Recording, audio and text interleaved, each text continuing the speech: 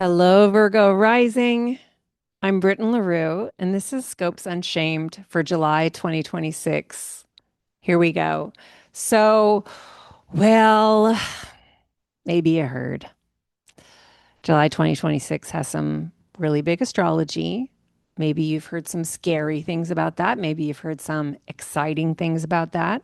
Maybe you've not heard this at all and you're like, tell me about July 2026. Okay, so that's what we're going to be doing together today. I'm going to be sharing with you my perspective, my take, especially as it relates to you, Virgo rising. I'm the creator of Emergence Astrology, head of Emergence Astrology School. And if you love my approach, this is my book. Isn't it beautiful? Living Astrology. I'll put the link below so you can check it out. This is a way to really bring these teachings into your life. So let's dive in. There's this configuration that's coming together in the sky whereby the three outer planets of Uranus, Neptune, and Pluto, they are going to be coming into configuration where they can see each other and talk to each other directly, like very completely directly. The outer planets help us with change. They're destabilizing. That can sound kind of scary, but sometimes destabilization is really good for us, especially when we need to get out of patterns, relationships, and ways of treating ourselves, like treating ourselves from a shame perspective, that is unkind and unloving for us, and it's not free. So I love the outer planets because they help us with change. They help us with emergence. They help us with magic. They help us be present to what would be the most enlivening and loving and free, liberated way to be in myself right now. So they're going to be talking to each other. And meanwhile, Jupiter is moving into this same dialogue, and Jupiter's like coming in too. Like, can I be part of this conversation? Hey guys. So Jupiter's going to be part of it. Meanwhile, we've got Saturn and Mars who are going to be in direct conversation. So there's a lot going on. At the beginning of the month, we have Mars meeting Uranus at the very top of your chart. I'll talk about that in a second because I think that's a really big one for you in July. So it's just kind of like everybody's involved, and then the moon goes around the whole sky every 28 days, just moving all around your chart. So the moon's passing through everyone, like sharing secrets and like passing information. And it's basically like affecting your whole life because of the moon being involved in the process. It's most highlighted, this feature I'm speaking to July 15th through 25th. This is what I want you to know. You do not have to manage this. You do not need to be afraid. You can't fuck it up. Just follow the signs. So, what do I mean by that? What I mean by that is this configuration, just like all astrology, it's just loud right now, just like all astrology, but it's loud right now. This configuration is inviting you to be available. It's inviting you to be available to listen. It's inviting you to be available to notice things. It's inviting you to be with your life. This is something Virgo rising is very attuned to. It's like really being there in presence with your life, noticing what is coming up inside of you and what's coming up all around you, and the interdependent relationship between what is inside of you and what is around you. This is not a time to be on automated consciousness. This is a time to be alive with your life, like attending to it. If you have a journaling practice, that would be awesome. If you have a daily meditation practice, that would be awesome. If you have a daily, like going for a walk, some kind of thing to kind of be with yourself and let it integrate, that would be awesome. If you pull tarot daily, this is a time to make space to be with the information, is what I call it, the information. What is the information? It's what's alive in you and around you. And what all that brings up emotionally, mentally, spiritually, somatically, what comes up.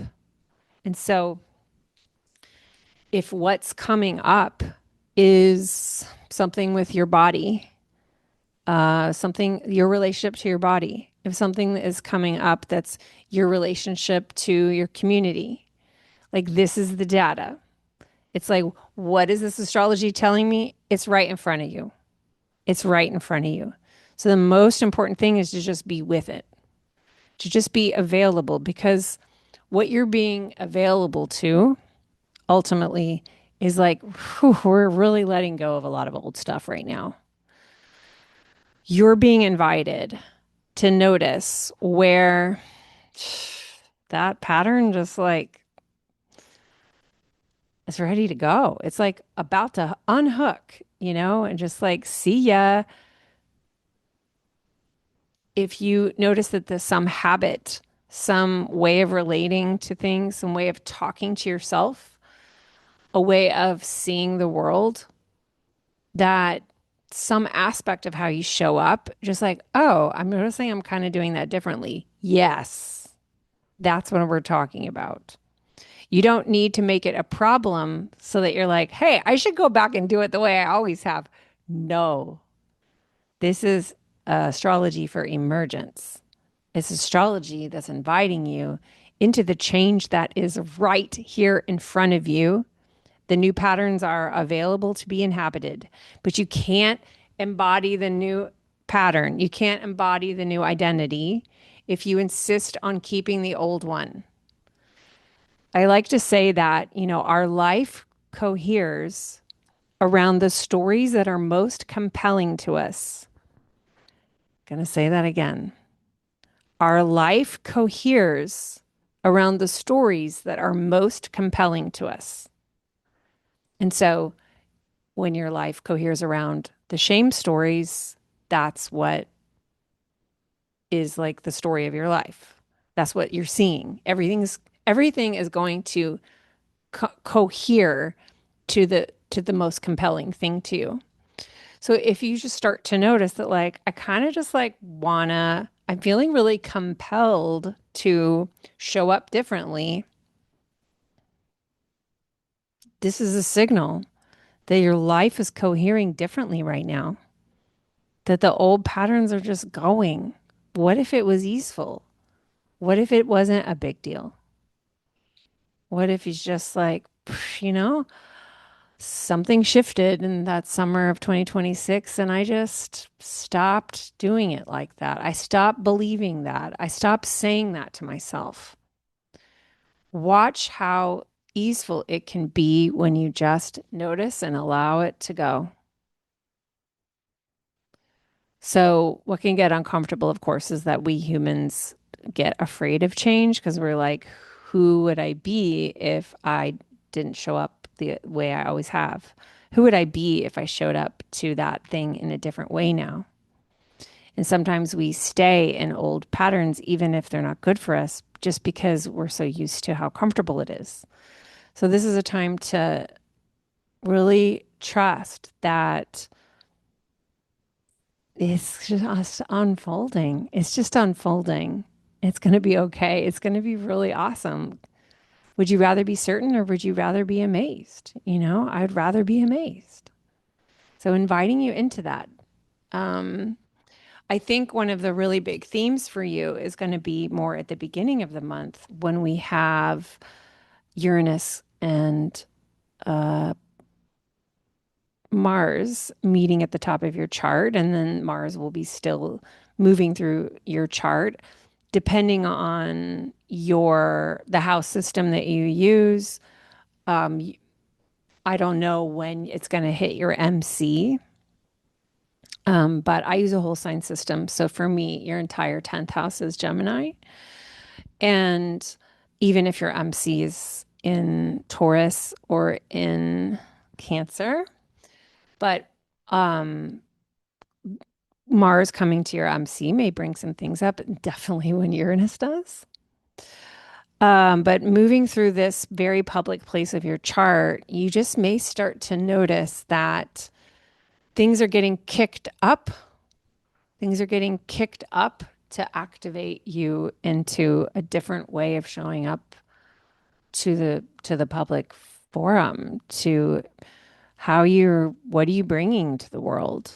And there may be ways in which the shift is happening faster than you normally are cool with because Uranus tends to bring sudden change, but Uranus is here for 7 years. So there's still this long journey with it. But with Mars, every time Mars is going to come through Gemini over the next 7 years, Mars will be meeting Uranus in your 10th house. And when the two of them come together, it's like that's like a lot of energy for sudden shifts, like pokes to change. And so there may be something, especially the first half of the month, but maybe all month, where there's kind of like a scratch, it's like Mars can poke. There could be kind of a scratch to shift some things publicly, or things just may come up that have you separating from some aspect of your public self. And hopefully that will feel ultimately very liberating and energizing by the time it's complete with you. Um, yes, let me feel into if there was anything else. Like one of the real sweet spots that you've got going on this month is that Venus is, for a lot of the month, going to be in your first house of Virgo. And that will probably feel like a kind of kiss of honey to an otherwise maybe a little bit topsy-turvy, bumpy month. And hold on to that and appreciate the blessings that you do notice and receive them as they come in. So I hope this was supportive to you, Virgo rising. I will see you in August.